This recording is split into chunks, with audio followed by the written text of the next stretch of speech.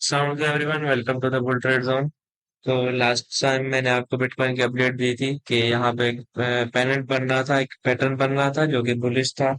वो यहाँ से ब्रेकआउट भी हुआ था और उसके बाद इसने ब्रेक डाउन कर दिया। तो यहाँ पे जो है जो वार का सिनेरियो है आपके सामने। तो ये वॉर की जो न्यूज आ गई अचानक, तो यहाँ पे मार्केट क्रैश हो गई। तो यहाँ पे अगर आप देखें कि बिटकॉइन जो है वो क्रैश हुआ है कितना, यहाँ पे सिर्फ 15-16% जो है यहाँ पे क्रैश हुआ है। लेकिन इसके साथ जो है अगर हम देखें कि आल्ट कॉइन्स कितना कम क्रैश हुआ है, तो आल्ट कॉइन्स बहुत ही ज्यादा ब्लीड हुआ है। ठीक है। तो हिस्ट्री में कभी भी इस तरह नहीं हुआ कि बिटकॉइन सिर्फ 10-15% क्रैश हुआ हो और आल्ट कॉइन्स 30-40% क्रैश हुए हो। तो ये फर्स्ट टाइम हुआ है इस तरह। वो इसके मैं रीजंस भी आपको बताऊंगा कि क्या रीजंस हैं जिसकी वजह से ये सब हुआ है, और क्या आगे मार्केट किस तरह स्टेबल होगी वो भी मैं आपको बताता हूँ। क्या स्टेबल होगी कि नहीं होगी वो भी मैं आपको इसमें अपडेट में, आज के अपडेट में बताऊंगा। तो उससे पहले मैं अगर आपको टेक्निकल पर्पस से जो है पॉइंट ऑफ व्यू से बताऊं, तो यहाँ पे चार्ट्स को देख के सबसे पहले यहाँ पे जो है हमें समझ आ रहा है।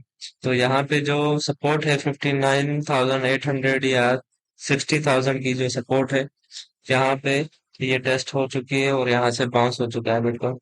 तो ज्यादातर चांसेस यही है कि जो बिटकॉइन है ये इसी रेंज में घूमता रहेगा। ठीक है। तकरीबन यहाँ पे कितने डेज हो गए हैं हमारे पास, 46 डेज हो गए हैं यहाँ पे जो है बिटकॉइन साइडवेज चलता जा रहा है। तो इसी रेंज में बिटकॉइन मोस्ट प्रोबेबली हो सकता है कि इसी रेंज में स्टक स्टक रहे जो है बिटकॉइन, और उसके बाद यहाँ पे कोई भी मूवमेंट ना दे और रिटेलर्स को ट्रैप करे। तो यहाँ पे जो हमारे पास हाल्विंग आ रही है, तकरीबन एक हफ्ते बाद हाल्विंग आ रही है यहाँ पे। 20 अप्रैल तक तो हमारे पास बिटकॉइन की हाल्विंग है। तो यहाँ पे बिटकॉइन की हाल्विंग पे अब हर कोई बुलिश है। मैंने आपको एक हाल्विंग के पहले प्री हाल्विंग जो मार्केट क्रैश है, वो हर हिस्ट्री में हर हाल्विंग से पहले यहाँ पे क्रैश आया है, जो कि मैं आपको बताना भूल गया था क्योंकि मैं उस वक्त सफर में था, तो मैं आपको नहीं बता सका। मैंने सोचा हुआ था कि इस पे पूरी वीडियो बनाऊंगा लेकिन वो स्किप हो गई, तो उसके लिए आई एम सॉरी।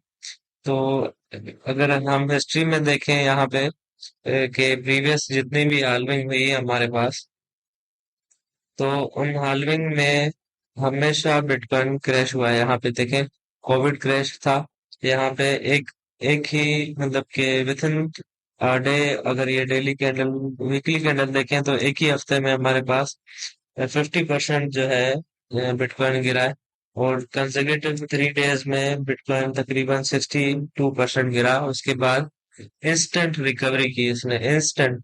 मतलब यहाँ पे अगर क्रैश हुआ और किसी ने सेल कर दिया तो वो लॉस में चला गया, और यहाँ पे उसके बाद अगर किसी ने क्रैश देख के बाय किया तो यहाँ पे उसने इंस्टेंट जो है प्रॉफिट कमाया 117% का। उसके बाद मार्केट दोबारा बुलिश हुई 162%। उसके बाद जो यहाँ पे ऊपर गई मार्केट, तो कभी वापस वहां उस पॉइंट पे आई ही नहीं। यहाँ पे देखें, अगर कोविड से हम कैलकुलेट करें कि जो है मतलब कितना परसेंट मार्केट ऊपर गई, तो 1320% ऊपर गई मार्केट। मतलब कि आपने अगर $100 लगाए हैं तो वो 1320 डॉलर हो जाएंगे। तो खुद देखिए आप कि कितने जो है ज्यादा, इसमें कितना ज्यादा पोटेंशियल है। इसके अलावा अगर हम इससे पहले की हाल्विंग देखें तो यहाँ पे एक और क्रैश आया जिसमें बिटकॉइन दोबारा 50% गिरा तकरीबन, और उसके बाद रिकवरी की इसने, और यहाँ पे तकरीबन भी 300 350% बिटकॉइन पंप हुआ। उसके बाद यहाँ पे ये कोविड क्रैश था और दोबारा पंप हुई मार्केट। तो हमेशा इस तरह के क्रैश आते रहते हैं मार्केट में, और खास तौर पे हाल्विंग से पहले इस तरह के क्रैश आते रहते हैं। लेकिन बिटकॉइन में अभी तक इतना खास क्रैश नहीं आया जो कि देखा एक्सपेक्टेड था, जो कि अभी तक इतना क्रैश नहीं आया। तो हो सकता है बिटकॉइन मजीद भी क्रैश करे, तो उसके लिए मैं अब अभी आपको टेक्निकल पर्पज से बताऊंगा कि यहाँ पे मैंने जो है एक रेंज ड्रा की है। 60,000 यानी कि 59,000 की रेंज यहाँ से लेके इसका जो प्रीवियस ऑल टाइम हाई है वो 68,900 और यहाँ पे 73,000। तो ये हमारे पास तीन लेवल्स हैं। और यहाँ पे अगर हम वीकली टाइम फ्रेम पे देखें तो हमारे पास इस रेंज में हमारे पास एक बियरिश ऑर्डर ब्लॉक है। ठीक है। यहाँ पे हमारे पास बियरिश ऑर्डर ब्लॉक है इस जगह पे, जो प्रीवियस हमारे पास ऑल टाइम हाई है। तो अब यहाँ पे मार्केट स्ट्रक्चर भी ब्रेक हो चुका है। हायर हाई, हायर लो, उसके बाद हायर हायर जो है नहीं लगा, और उसके बाद मार्केट जो है वो अभी तक साइडवेज चल रही है। तो उसके बाद अब यहाँ पे देखें हाल्विंग है, हाल्विंग में तकरीबन लोग बुलिश हैं।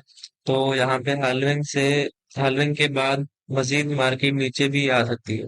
तो इस तरह नहीं होता है कि हाल्विंग हुई और डायरेक्ट मार्केट 100 के तक चली गई, इस तरह कभी पॉसिबल नहीं है। मार्केट को ऊपर जाने के लिए जो है उसमें वॉल्यूम चाहिए होता है। जिस तरह पैनिक की जो है सिचुएशन चल रही है, तो इस पैनिक में बिल्कुल पॉसिबल नहीं है कि हाल्विंग हो और बिटकॉइन पंप हो जाए एकदम। ठीक है। हाँ, यह है कि बिटकॉइन क्रैश होने का जो है खदशा कम हो जाएगा। हाल्विंग के बाद जो है डिमांड बढ़ जाएगी, तो इस तरह क्रैश में भी ना हो। अब इसके बाद यहाँ पे अगर देखें हम, तो इस पूरी रेंज में ये यहाँ से लेके यहाँ तक तकरीबन 20 या 12-15%, 15 से 20% की रेंज में बिटकॉइन मूव कर रहा है। अब यहाँ से दो सिनेरियोज हो सकते हैं। एक तो ये कि बिटकॉइन हाल्विंग के बाद भी इसी तरह इसमें इसी रेंज में मूव करता रहे, और जब सब लोग थक जाएंगे, तकरीबन 1 से 2 महीने इस तरह मूव करता रहेगा, उसके बाद जो है पंप हो जाएगा। और दूसरा सिनेरियो जो है ये हो सकता है कि अब यहाँ पे बिटकॉइन मूव कर रहा है साइडवेज, और जैसे ही हाल्विंग होगी जो है लोग बुलिश होंगे, दोबारा बाइंग करेंगे, और यहाँ पे एक और जो है मजीद डंप आ सकता है। अगर ये 60,000 59,000 का जो लेवल है ये ब्रेक होता है, तो यहाँ पे हमारे पास 52,000 या 50,000 का रीजन हमारे पास ये डिमांड जोन है। ठीक है। ये पूरा हमारे पास डिमांड जोन है। तो यहाँ पे प्राइस आ सकती है। और यहाँ पे इस तरह होगा कि अगर ये मतलब कि यहाँ से अगर प्राइस डंप होती है 12%, 15%, तो उसके बाद इंस्टेंट यहाँ से वापस इस रेंज में आ जाएगी। ठीक है। ये पॉसिबल हो सकता है, यहाँ से इंस्टेंट वापस इस रेंज में प्राइस आ जाएगी और उसके बाद आगे पंप होगी। लेकिन इस सारी सिचुएशन में 1 से 2 महीने लग जाएंगे। 1 से 2 महीने आपने संभाल के ट्रेड करनी है। ज्यादा लेवरेज ट्रेड्स तो बिल्कुल अवॉइड करनी है आपने। जितना हो सके आपने स्पॉट में ही ट्रेड करना है, और वो भी स्टॉप लॉस के साथ। अगर आप लॉन्ग टर्म इन्वेस्टमेंट कर रहे हैं, तो आप जो है स्पॉट में बाय करते रहे, और इस रीजन में जब भी प्राइस आए आपने पीसीए करना है, और यहाँ से क्विक स्कैल्प्स निकाल के यहाँ तक एग्जिट करना है। और दूसरा डीसीए का ऑप्शन आपने रखना है इस रीजन में, ये जो रीजन है 52,000 का, इस रीजन में आपने मतलब लास्ट डीसीए ऑप्शन रखना है, जहाँ पे आपने भर भर के लेना है अगर यहाँ पे प्राइस आती है तो।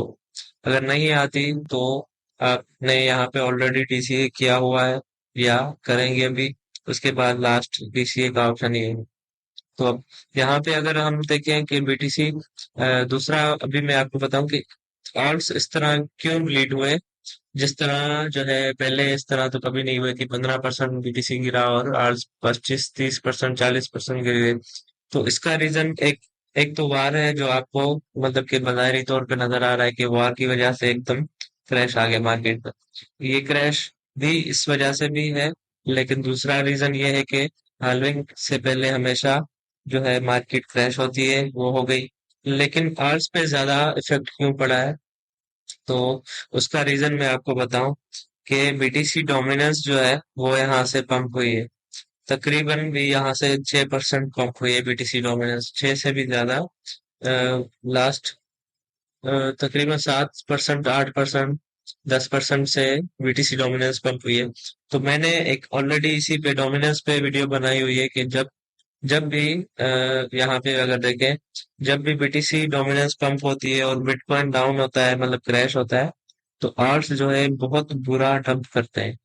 तो ये जो रिलेशन है, इस रिलेशन पे मैंने इसी चैनल पे वीडियो बनाई हुई है, वो आप देख सकते हैं कि जब बीटीसी डोमिनेंस अप होती है और बीटीसी गिरता है तो आल्ट्स में बहुत ही बुरा डंप आता है, बहुत बुरा डंप हमें मिलता है।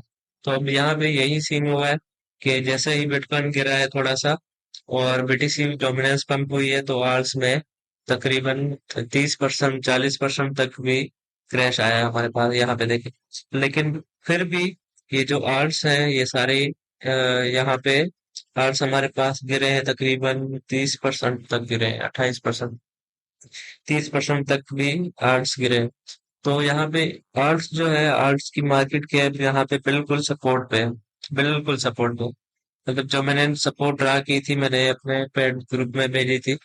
तो ये जो है आर्ट्स अब इस वक्त बिल्कुल सपोर्ट में है। तो इस वक्त पैनिक सेलिंग की जरूरत नहीं है। ठीक है, पैनिक सेलिंग आप ना करें। यहाँ पे आप बाय करें ताकि थोड़ी सी यहाँ से रिट्रेसमेंट मिले, बाउंस मिले, तो आपको प्रॉफिट और शॉर्ट टर्म है और उसको बुक कर लें। उसके अगर आपके पास फंड्स हैं तो मजीद आप किसी से उधार लेके ना ही इन्वेस्टमेंट करें तो बेहतर है। मैं रिकमेंड नहीं करूंगा कि आप किसी से पैसे लें, क्योंकि वो फंस जाए, अगर किसी 1 2 महीने 3 महीने फंस जाए तो आप भी उसमें तंग होंगे, तो पैनिक होगा, आपको परेशानी होगी। तो ये मैं रिकमेंड नहीं करूंगा। अगर आपके पर्सनल एक्स्ट्रा सेविंग्स हैं तो आप यहाँ से बाय करके स्कल्प्स लेके यहाँ पे प्रॉफिट ले सकते हैं। अब यहाँ पे जो है आर्ट्स बिल्कुल सपोर्ट पे है, यहाँ पे रेजिस्टेंस थी वहां से रिजेक्ट हुआ, यहाँ पे जो है सपोर्ट पे है बिल्कुल। कोई डरने वाली बात नहीं है यहाँ पे। तो टेक्निकली हर चीज जो है कैलकुलेटेड चल रही है। ठीक है, मैं बताने में आपको डिले हो गया, जिसकी वजह से मैं खुद भी एग्जिट नहीं कर पाया, आपसे आपको भी नहीं करवाया। लेकिन लॉन्ग टर्म इन्वेस्टमेंट एग्जिट नहीं करनी होती। लॉन्ग टर्म इन्वेस्टमेंट हम जो है वो लेके चलेंगे। बाकी शॉर्ट स्कल्प्स जो है उनके स्टॉप लॉस लग गए, उसका कोई इशू नहीं है। मेरी ट्रेड्स के कुछ स्टॉप लॉस लगे, कुछ आपकी। हाँ, जिसने स्टॉप लॉस नहीं लगाया उसके लिए थोड़ा सा इशू था। तो कुछ मतलब कि स्टॉप लॉस जिन्होंने नहीं लगाया उनको लॉस हुआ, तो नेक्स्ट टाइम आप भी ध्यान रखिएगा कि स्टॉप लॉस लाजमी लगाएं। तो फिलहाल यही मैंने आपको बताया कि इस रेंज में मार्केट मूव होगी। अगर ये रेंज ब्रेक होती है तो यहाँ पे हमारे पास डिमांड रीजन होगा, यहाँ पे आपने बेस्ट बाइंग करनी है। उसके बाद इंशाल्लाह 1 2 महीने के बाद मार्केट अपने जो है वापस रियल फेज में आ जाएगी। तो आपने 1 2 महीने तक सिर्फ यही कहूंगा कि घबराना नहीं। और उसके अलावा कोई भी मार्केट में चेंजिंग्स होगी तो मैं आपको इंस्टेंट अपडेट व्हाट्सएप ग्रुप में कर दूंगा, जिसका लिंक मैंने डिस्क्रिप्शन में रख दिया है। तो चैनल को सब्सक्राइब कर दें। इंशाल्लाह नेक्स्ट वीडियो, नेक्स्ट अपडेट जो है आपको मैं दे दूंगा, कोई भी अगर मार्केट में चेंजिंग हुई तो। अल्लाह हाफिज।